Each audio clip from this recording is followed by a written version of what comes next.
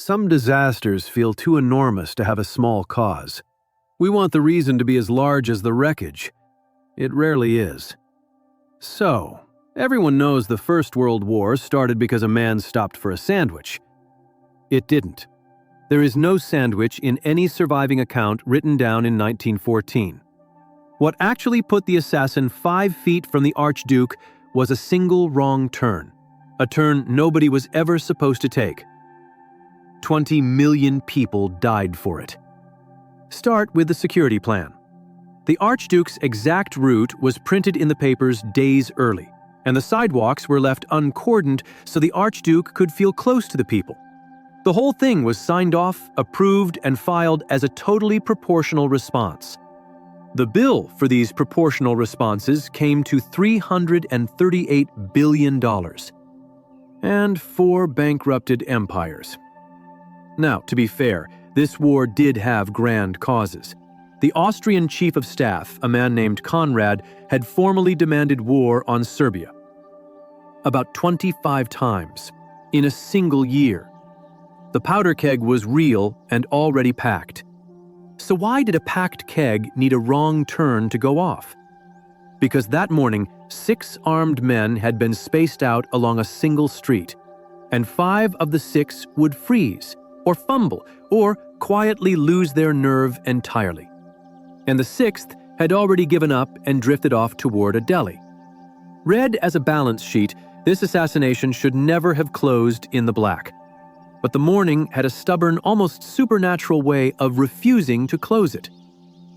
Watch. Assassin number 1 is Mehmed Basic, first in the line, standing ready with his primed bomb. And then a single policeman simply happens to step a little too close to him. So he does nothing at all. He just lets the car roll quietly past him.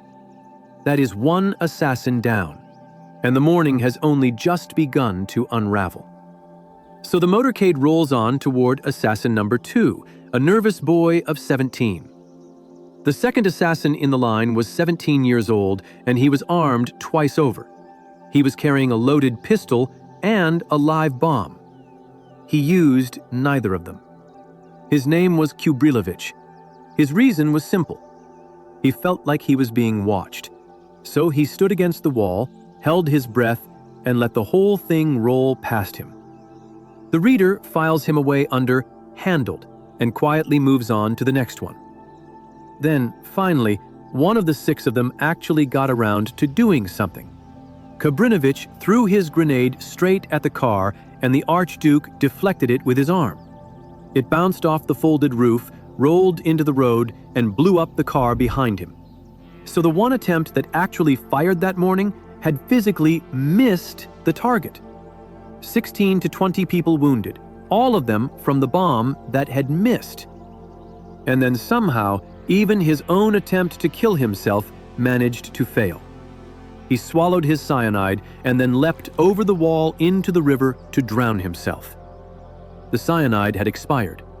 All it did was make him violently sick. So he just lay there in the riverbed mud, face down, retching into the dry silt. The river he jumped into was 4 inches deep. They dragged him out, beat him, and hauled him off to a cell. By the time he finally reached the town hall, the Archduke had clearly had enough. One comes here for a visit and is received by bombs. The mayor's response to all of this was to read out his prepared welcome speech, word for word, all the way to the end, as if absolutely nothing had happened. It was the first civic, totally proportional response of the entire day. Now, here is something that the men riding in that car simply did not know. The governor, Potorek, was the very man who had waved off the request for extra troops. Do you think Sarajevo is full of assassins? That same man was now sitting in the open car right up front, out in the sun, sitting just feet from the man who had been trying to kill him all morning. So the Archduke, badly shaken, does the decent thing and cancels the rest of his schedule. He will drive to the hospital, he says, and sit with the people his morning wounded. It is a genuinely kind impulse. It is also the exact thing that gets him killed. And nobody in that whole tense courtyard thinks to walk over and warn the drivers themselves. And so the motorcade rolls out again. Same open car, brand new route, same silence. So here then is the entire hinge of the 20th century laid out for you plainly. Governor Potorik had already changed the route, sensibly enough, to steer the cars around the crowds. Then he forgot the one detail that mattered. He never told the men behind the wheels. So the whole of the 20th century turns, quietly and completely, on one single unsent memo. Two cars leave together. One driver knows the plan, the other has absolutely no idea. Meanwhile, a full hour has quietly slipped past and the crowd has thinned to almost nothing.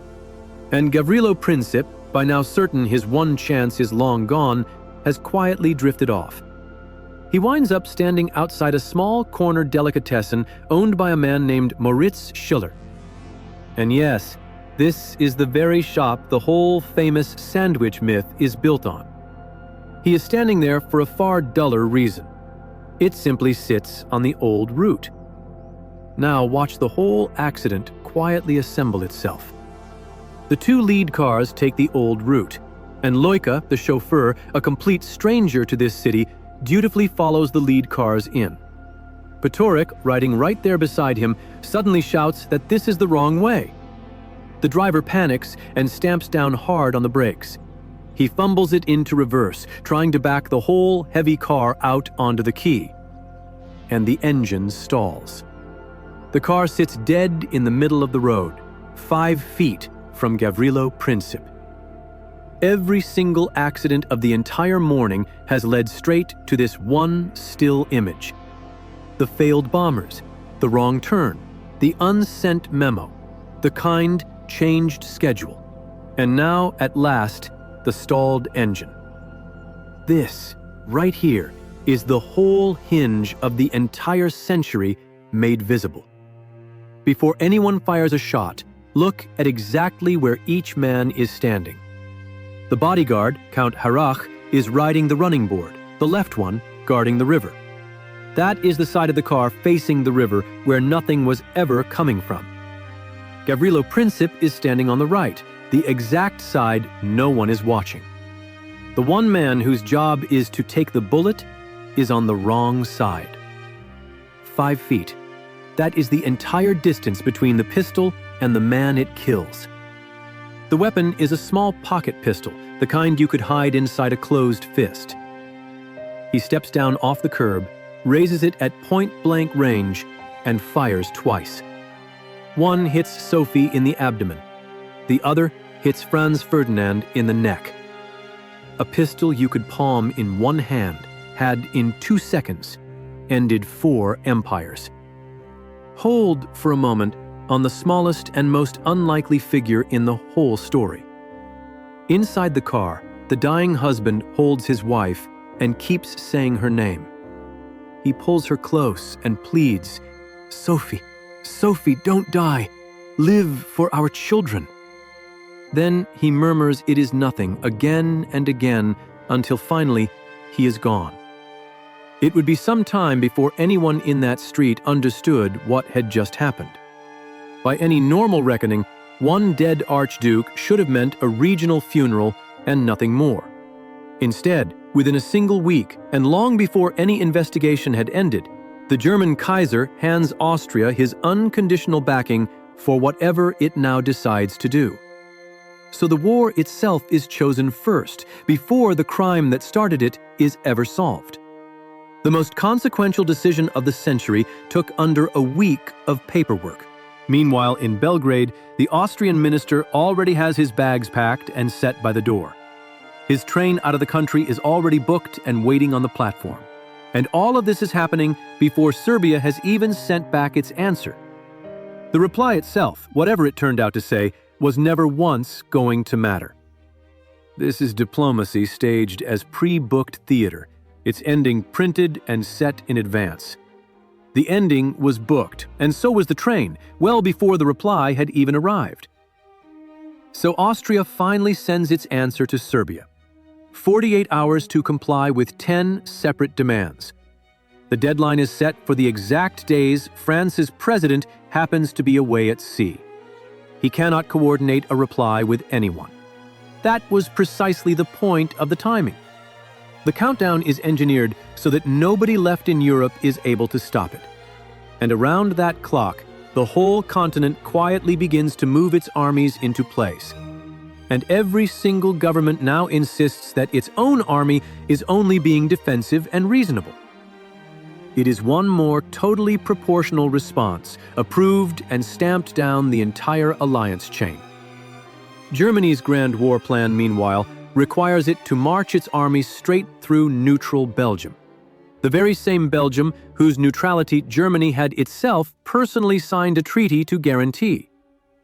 In Berlin, they would soon dismiss that binding treaty as merely a scrap of paper. Then Serbia sends its written answer back to Vienna. And here is the part nobody expects. Serbia reads through the 10 demands and, quite astonishingly, accepts fully 9 of the 10. It refuses only the last one, letting foreign police operate freely on its own soil. Vienna sits down and reads the largely compliant reply through to the very end. And then, roughly 30 minutes later, it breaks off all relations and declares war anyway. Serbia said yes to 9 of 10. It got a world war in half an hour. Meanwhile, over in Berlin, the Kaiser is quietly reading the very same reply from Serbia. And in the margin of that page, he scrawls his own private verdict on it. Every pretext for war falls to the ground. The head of the entire German Empire has just written down that the war is over. But that very same day, Austria has already gone ahead and formally declared it anyway. So the Emperor of Germany writes that the war is over at the very moment it begins. And after that margin note, there is suddenly nothing left in this story to laugh at. On the evening of August the 3rd, a man stands alone at a window in London. Below him, the lamplighters move down the cobbled street, lighting the gas lamps one by one. And Gray says quietly, "The lamps are going out all over Europe. We shall not see them lit again in our lifetime." And the comedy is over. From here on, nobody is laughing anymore, not even the men who started the whole thing. Across the whole continent, the reasonable men have run out of reasonable things to say. What began as one absurd wrong turn is now, quietly, the end of a whole world. Back in Sarajevo, on the morning all of this began, the river the assassin could not drown in was 4 inches deep. Detectives waded in and fished him out of the ankle-deep water and mud, still retching. The trenches were deeper. That's not a joke. So, here is the one piece of arithmetic the century could never make balance. 6 conspirators stood along that one street. 5 of the 6 failed completely. Those 6 men set roughly 65 million soldiers marching to war. Read those 2 numbers slowly, side by side. 6 men. 65 million men. Your brain refuses to hold both sizes at once. That refusal is the point. Then the great powers that marched off to war began themselves to fall. Habsburg, Hohenzollern, Romanov, Ottoman. 4 of those empires entered the war standing as the great powers of the world. By 1922, not a single one of the 4 still existed at all. 4 went into the war. None of the 4 came back out. The Romanovs fell to revolution. The Kaiser fled to exile. The Sultan lost his throne. Even the winners came out broken. Britain sold a fleet. France lost a generation. The financial bill for all of it came to $338 billion. 4 empires, their markets and economic order alike, bankrupted for one wrong turn. And the man they killed had spent years arguing against exactly this war. At his trial, the boy said only this: He wanted the South Slavs free of Austria. And the boy who fired the shot never lived to see how any of it ended. Gavrilo Princip, the boy the army had twice rejected for being too small. His friends had nicknamed him Gavroche, after the boy who dies on the barricade. He died of tuberculosis in that cell, one arm amputated, reportedly held in chains. He was aged 23. He died 7 months before the guns finally fell silent. He had wanted one simple thing. He had only ever wanted Bosnia to be free. Instead, he got 20 million dead and a Bosnia no freer than before. And he never once learned whether any single part of it had been worth it. The Archduke and his wife were buried together at last, under one shared line of stone. There is one last detail, and unlike the cursed car legends, this one is real and documented.